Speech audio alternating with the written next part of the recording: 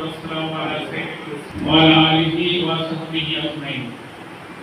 আমাদের শ্রমিক কল্যাণ ফেডারেশন কালীগঞ্জ উপজেলা শাখা কর্তৃক এই নৌকা শ্রমিক মানুষকে নিয়ে এই নৌকার ইডিবাইক ভাইদেরকে নিয়ে আজকে এই শ্রমিক সমাবেশের সম্মানিত পরিচালক জনাব আশরাফ হোসেন ভাই, সম্মানিত সভাপতি কালীগঞ্জ উপজেলা শাখা শ্রমিক কল্যাণ ফেডারেশনের সংগ্রামী সভাপতি জনাব সালাউদ্দিন ভাই, মঞ্চে উপস্থিত আছেন এই শ্রমিক কল্যাণ ফেডারেশন কালীগঞ্জ উপজেলার সাবেক সভাপতি এবং বর্তমান নির্বাহী পরিষদের অন্যতম সদস্য জনাব শহীদুল ইসলাম ভাই সহ সম্মানিত ব্যক্তিবৃন্দ এবং আমার সামনে উপস্থিত আমার একান্ত প্রিয়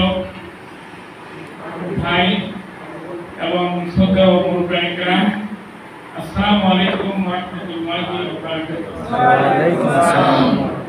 আল্লাহ রাব্বুল আলামিনের কাছে প্রশংসা করি, আমি ব্যক্তিগতভাবে প্রশংসা করছি যে মহান মাবুদ আজকের এই সন্ধ্যায় আমার এই নৌকা এলাকার শ্রদ্ধাভাজন ইডিবাইক শ্রমিকদের সাথে মিলিত হওয়ার সুযোগ দিলেন, যারা শ্রমের বিনিময়ে কষ্টের বিনিময়ে অর্থ উপার্জন করেন, যারা কারো কাছ থেকে চাঁদা কালেকশন করেন না, কারো কাছ থেকে ঘুষ গ্রহণ করেন না, কারো কাছ থেকে ফাঁকিবাজি করেন না এবং নির্ভেজাল ইনকাম থেকে যারা সংসার পরিচালনা করেন, তাদের বাড়িতে তার বাচ্চা কাচ্চা আছে, তাদের বাড়িতে তার আম্মা আছে, আব্বা আছে, তার স্ত্রী পুত্র আছে, তাদেরকে ভরণ পোষণ করেন, সেই ধরনের নির্ভেজাল এবং আল্লাহ তাআলা রাসূল করিম সাল্লাল্লাহু আলাইহি ওয়াসাল্লাম বলেছেন যে আপনার শুধু হবিবুল্লাহ শরীফ হচ্ছে আল্লাহর বন্ধু, আল্লাহর বন্ধুদের সাথে মিলিত হতে পেরেছি, সেই জন্য আমি ব্যক্তিগতভাবে বলছি আলহামদুলিল্লাহ। সম্মানিত ভাইরা, আমি আপনাদের কাছে বলবো যে আমরা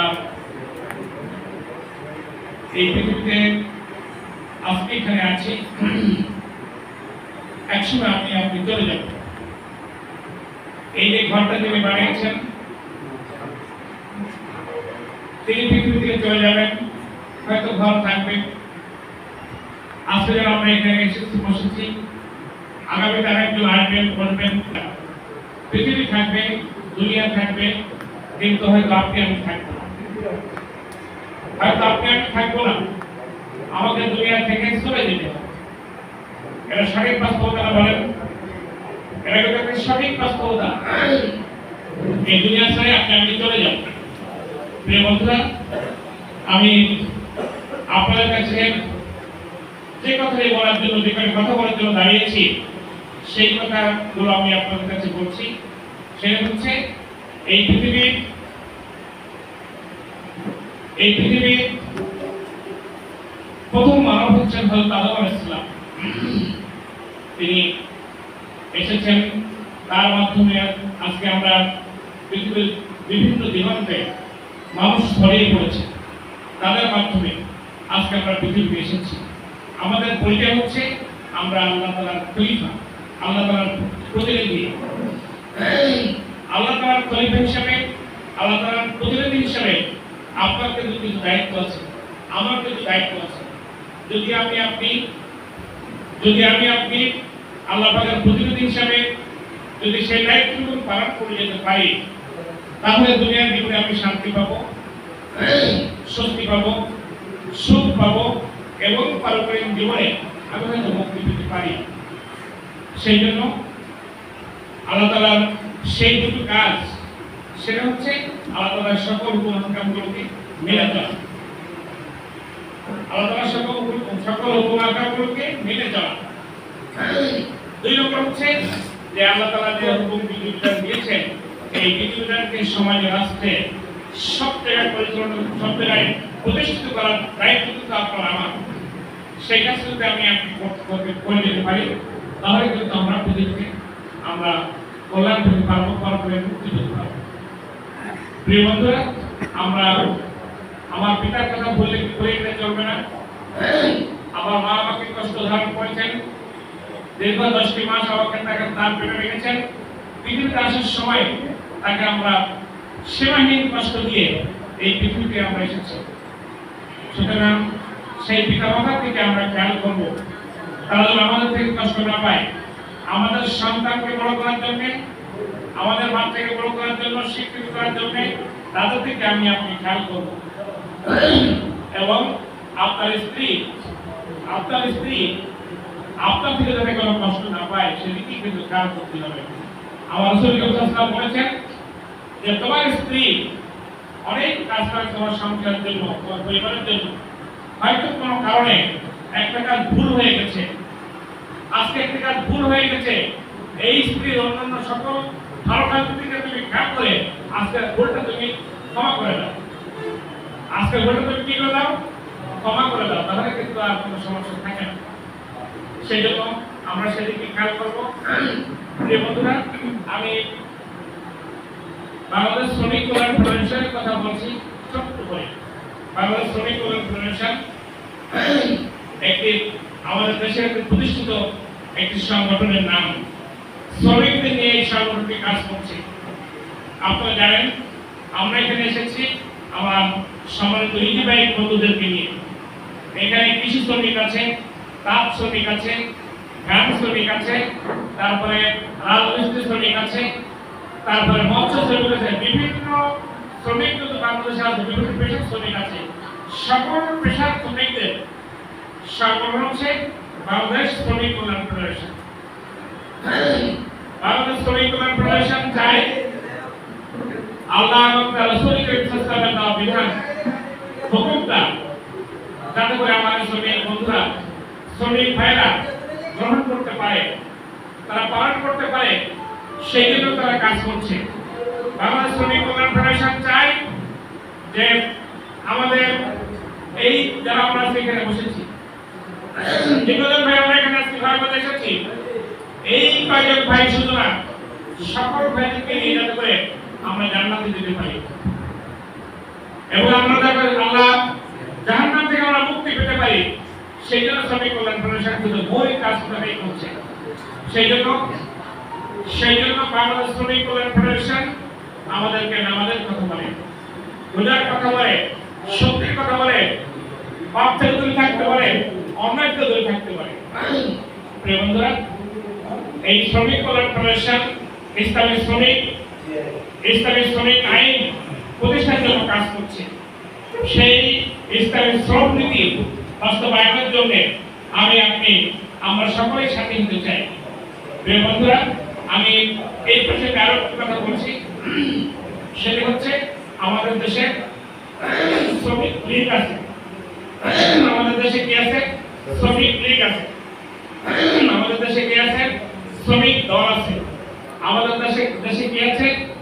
কমিউনিস্ট পার্টির অনেক শ্রমিক সংগঠন আছে।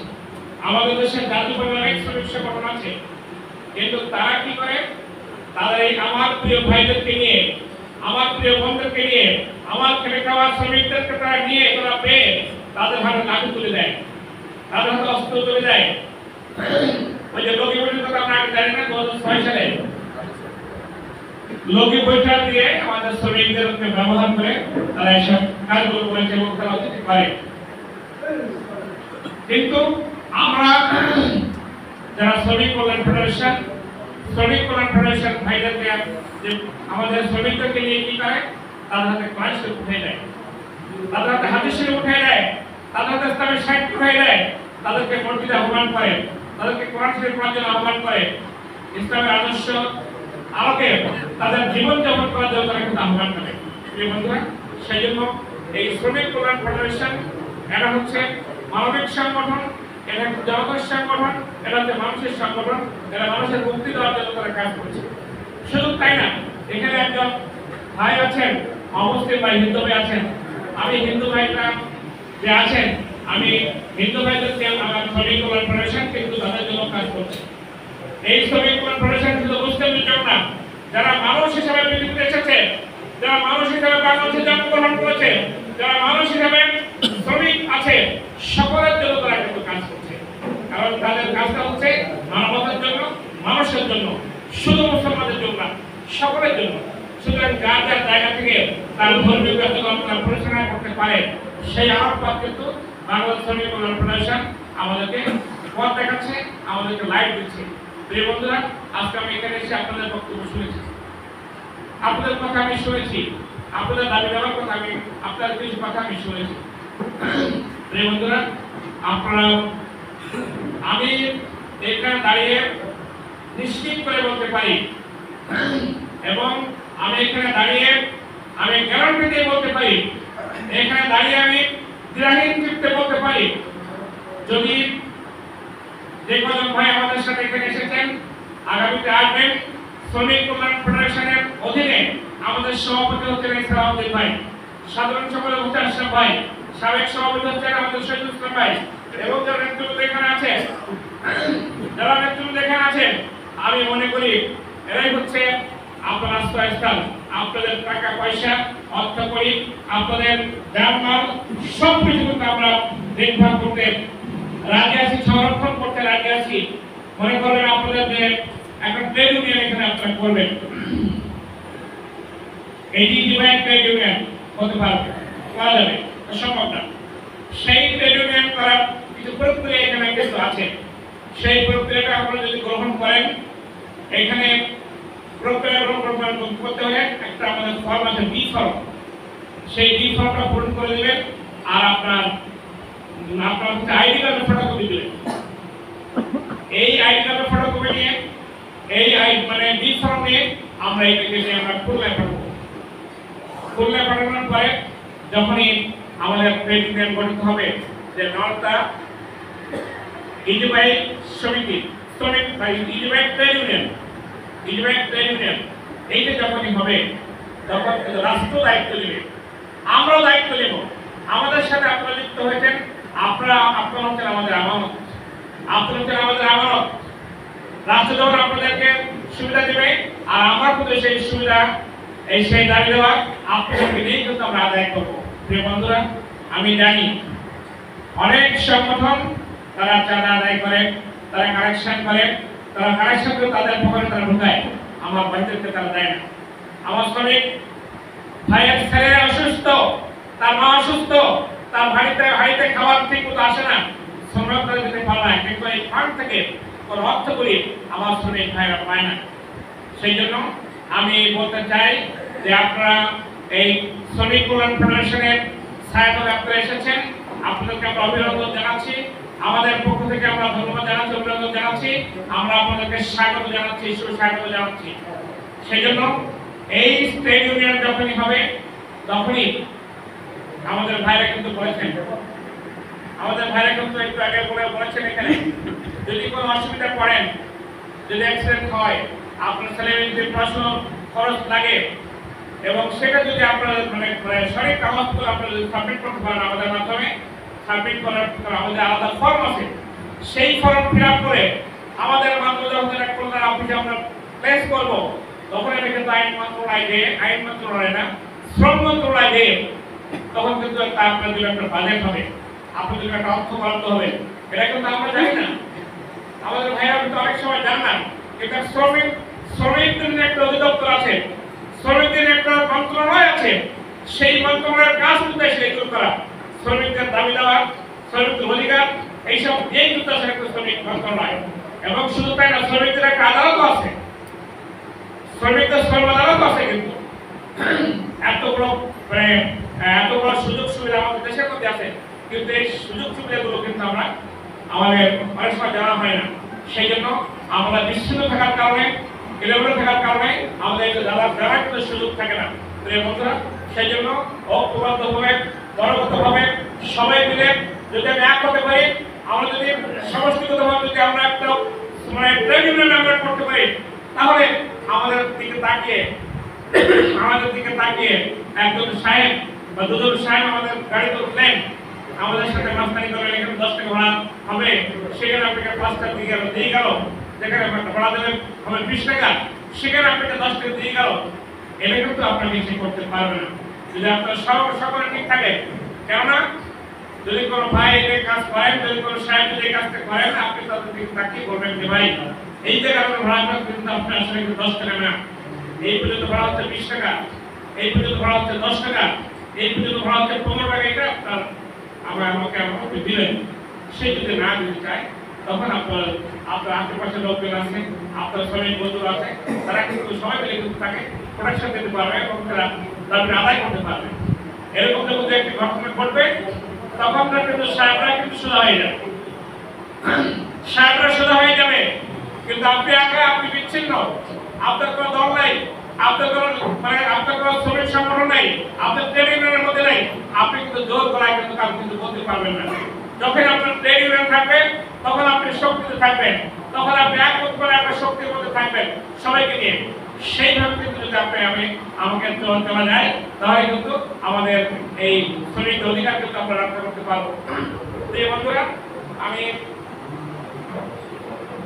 যে কথাটি বলছি সেটা হচ্ছে যে সমকালীন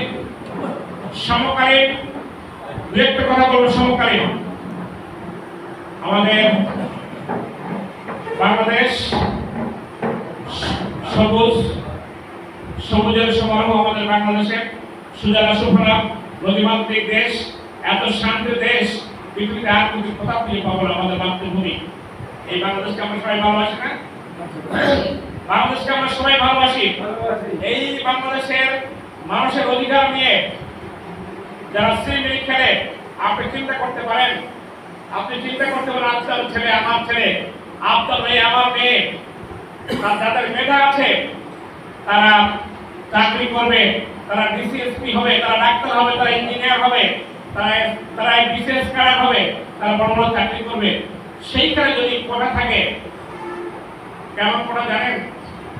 সেই কোটা হচ্ছে 56% কোটা, 56% কোটা, মুক্তিযুদ্ধ কোটা, পোষ্য কোটা, তারপরে অনেক কোটা দিয়ে 56% কোটা। তাহলে আমাদের গরিব অসহায় মানুষের সন্তানরা কোথায় যাবে? সেই দাবিটাকে সামনে রেখে কিন্তু ছাত্র জনতা আন্দোলন করেছিল।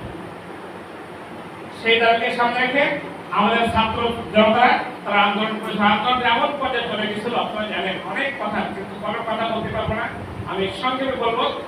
যখন এই কোনো তারা আন্দোলন করছিল, তখন আমাদের দেশের সাবেক প্রধানমন্ত্রী কটাক্ষ করে বলেছিল যে মেধাকে শুধু মানে রাজাকারের সন্তানদের, রাজাকারের শুধু পুত্রদের, আমাদের মুক্তিযুদ্ধ নাই, মেধা নাই। এইটা কেউ যখন বললো, তখন কিন্তু সবাই বলেছিল তুমি কে, আমি কে, রাজাকার। এই কথা বলে কিন্তু তারা আন্দোলন করেছিল, বেগবান হয়েছিল। তারপরে কি হলো? তারপরে আমাদের সেতুমন্ত্রী সাবেক আব্দুল কাদের সাহেব এদেরকে দমন করে আমার ছাত্রলীগ এবং মানে হামলা করলো, নির্যাতন করলো। তখন থেকে কিন্তু আন্দোলনের দাবাবেগটা উঠলো এবং সেখানে সে সময় সারা বাংলাদেশের আপনার জনগণ, নারী, পুরুষ, শিশু সবাই কিন্তু মাঠে নেমেছিল। বাকিটা আপনাদের কাছে ইতিহাস, সেটা আপনার জানা আছে। আমি সেটা বলবো একটি কথা, সেটা হচ্ছে এই বাংলাদেশের তরুণ উদীয়মান যুবকদেরকে দাবি রাখা যাবে না। আমাদের বাংলাদেশের মানুষের, সাধারণ মানুষের অধিকারকে বন্ধ রাখা যাবে না। সুতরাং তাদের স্বাভাবিক নিয়ে তাদেরকে চলতে হবে। সুতরাং এই চাকরি করার অধিকার, চাকরি পাওয়ার অধিকার মানুষের সকলেরই আছে। সুতরাং এখানে যদি তারা বাধা সৃষ্টি করবে, তাদের কিন্তু পৌঁছাতে হবে। যেমন পৌঁছেছেন আমাদের আওয়ামী লীগের নেতৃবৃন্দ, তারা কিন্তু দেশ ছাড়া হয়ে গেছে। প্রিয় বন্ধুরা, আমি আহ্বান করবো আপনাদের কাছে, আপনারা সচেতন মানুষ, শিক্ষিত মানুষ যারা এখানে এসেছেন, আমি মনে করি আমার থেকে আপনাদের বিবেকবান, আমার থেকে আপনারা জ্ঞানী, আমার থেকে আপনারা সচেতন, আমার থেকে কিন্তু আপনারা প্রজ্ঞাবান ব্যক্তি। সুতরাং আপনি প্রজ্ঞা দিয়ে, জ্ঞান দিয়ে, মেধা দিয়ে আপনি চিন্তা বিবেচনা করে দেখেন যে এদেশের শান্তির জন্য, এদেশের মানুষের মুক্তির জন্য, এদেশের মানুষের মুখে হাসি ফোটানোর জন্য আজকে সারা বাংলাদেশের মানুষ কাদের দিকে তাকিয়ে আছে। আমরা তো আওয়ামী লীগকে দেখলাম, আওয়ামী লীগ স্বৈরাচার, আওয়ামী লীগকে আমরা দেখেছি, আওয়ামী লীগ স্বৈরাচার আমাদের দেশ থেকে তারা বিদায় হয়ে চলে গেছে। আমাদেরকে তারা নিষিদ্ধ করলো, তারা নিষিদ্ধ হয়ে দেশ রয়েছে। আমরা বিএনপিকে দেখেছি, বিএনপি রাষ্ট্র ক্ষমতা দাঁড়িয়েছে কয়েকবার, আমরা তাদেরকে দেখেছি, আগামীতে তারা হয়তো আসতে চেষ্টা করবে। সুতরাং আমি মনে করবো যে আমাদের দেশে যাতে করে আগামী নির্বাচনে জামাত ইসলামী যে ইলেকশনে যাবে সেটা আপনারা সকলে সহযোগিতা করবেন, সেই প্রত্যাশা কামনা করে এবং সকলকে আহ্বান জানাচ্ছি বাংলা শ্রমিক কল্যাণ ফেডারেশনের ছায়াতলে আপনারা সমবেত হন এবং তাদের মাধ্যমে এসে ট্রেড ইউনিয়ন আপনারা গঠন করুন। এই ট্রেড ইউনিয়নের মাধ্যমে আপনাদের দাবি দেওয়া, আপনাদের কথাবার্তা বলার সুযোগ আপনারা গ্রহণ করুন। আপনি জানেন আপনার যদি আপনাদের ট্রেড ইউনিয়নে যদি আপনার কার্ড থাকে, যদি লাইসেন্স থাকে, তাহলে কিন্তু আপনি হচ্ছে রাস্তার রাজা। এখানকার ডিসি, এখানকার পুলিশ কমিশনার, এখানকার ওসি, এখানকার ইউরো আপনাকে কিন্তু মূল্যায়ন করবে। যখন দেখবে এটা ট্রেড ইউনিয়নের লোক, এটা ট্রেড ইউনিয়নের দল, তখন কিন্তু আপনাকে মূল্যায়ন করবে, তখন আপনাকে বসে চাকরি দেবে। সুতরাং আপনার কথা কিন্তু সে শুনবে। সেই জন্য ট্রেড ইউনিয়নের গুরুত্ব অপরিসীম। এই ট্রেড ইউনিয়নের মানে গঠন করার প্রতি আহ্বান রেখে এবং আপনাদেরকে সুস্থতা কামনা করে আপনার বাইরের সবাই ভালো থাকুন, সুস্থ থাকুন, সেই প্রত্যাশা রেখে কথা শেষ করছি। আসসালামু আলাইকুম ওয়া রাহমাতুল্লাহি ওয়া বারাকাতুহু।